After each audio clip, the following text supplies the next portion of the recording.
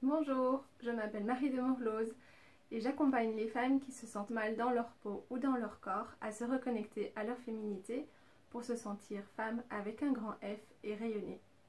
Alors aujourd'hui, avec cette période de forte chaleur, j'avais envie de vous partager quelques outils pour vous sentir féminine en été malgré la canicule. Alors la première chose sur laquelle je vous propose de travailler, ce sont les accessoires que vous portez. On a tendance à porter des matières très fines quand il fait chaud. Il y en a énormément, que ce soit le coton, le lin, le lyocell, le voile. Et du coup, on a tendance parfois à sous-estimer l'impact que les accessoires peuvent avoir sur notre tenue. Donc, il y a deux types d'accessoires primordiaux en été sur lesquels il faut travailler. C'est d'un côté les bijoux, parce qu'ils apportent réellement une plus-value à la tenue et c'est aussi ce qui va vous permettre d'apporter des touches de style malgré des tenues très légères, très fluides. Et la paire de lunettes, on a tendance à l'oublier, mais choisir ces lunettes de soleil se fait également selon un certain nombre de critères. C'est déjà bien souvent pratique de les avoir, qu'on les porte simplement sur les nez ou qu'on les mette sur la tête quand on n'en a pas besoin. Mais le type de lunettes de soleil va également impacter l'ensemble de la tenue et l'impact quelque part visuel que vous allez transmettre à votre interlocuteur. Voilà. La deuxième chose sur laquelle on peut travailler pour se sentir féminine en été, ce sont les soins du visage. On a tendance à ne pas mettre de la crème ou ne pas mettre d'huile pour nourrir la peau de son visage. Et c'est une erreur parce qu'en fait, le soleil, bien qu'il fasse chaud et qu'on transpire, et bien malgré tout, le soleil est le premier facteur de vieillissement de la peau. Et donc prendre soin de sa peau et en particulier la peau de son visage, eh bien c'est vraiment un must. Je vous rappelle d'ailleurs que pour qu'un bronzage tienne bien et tienne dans la longueur et que vous puissiez rester bronzé plusieurs semaines après vos vacances, il est impératif de faire des gommages visage mais aussi des gommages corps avant de partir en vacances.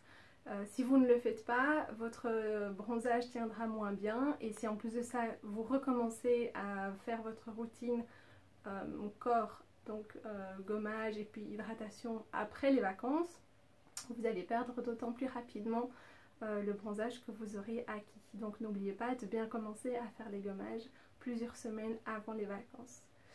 Et alors la troisième chose à laquelle on ne pense pas toujours l'été non plus, c'est le maquillage. Pourquoi? Parce que le maquillage vient ajouter cette petite touche supplémentaire à une silhouette, à une tenue.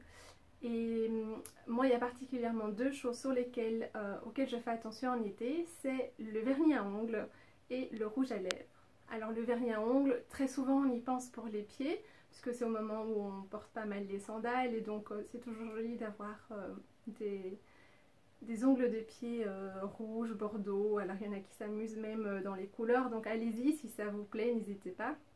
L'été il permet bien plus facilement que l'hiver. Mais également sur les mains, même si c'est du nude comme ce que moi j'ai mis aujourd'hui. Ben voilà, ça apporte une petite touche de féminité également. Et alors au niveau du maquillage plus précisément pour le visage, c'est le rouge à lèvres. Beaucoup de femmes portent du rouge à lèvres quand elles sortent parce qu'elles se disent ok je me prépare pour la sortie et donc en sortant leur palette de maquillage elles en mettent, mais en été pendant la journée on peut tout à fait se permettre un rouge à lèvres, qu'il soit flash ou qu'il soit nude, peu importe, mais voilà, ça vient terminer également le côté féminin qu'on peut apporter au travers de son visage. Voilà, je ne sais pas si ce sont des choses que vous pratiquez déjà ou pas. Donc je vous rappelle, il y a les accessoires avec les bijoux, les lunettes de soleil, les soins du visage, bien hydrater et bien nourrir sa peau mais aussi la préparer en vue du bronzage. Et puis le vernis à ongles, le rouge à lèvres, n'hésitez pas.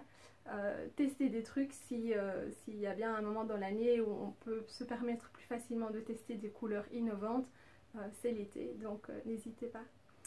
Voilà, si vous avez des questions par rapport à la cosmétique, par rapport à comment on se maquille, comment on applique du maquillage, ou même simplement comment on choisit le style de bijoux qui nous convient, qui nous correspond, n'hésitez pas à prendre un rendez-vous avec moi. Je me ferai un plaisir pendant 30 minutes, 30-40 minutes, de répondre à vos questions et de voir avec vous comment je peux éventuellement vous aider.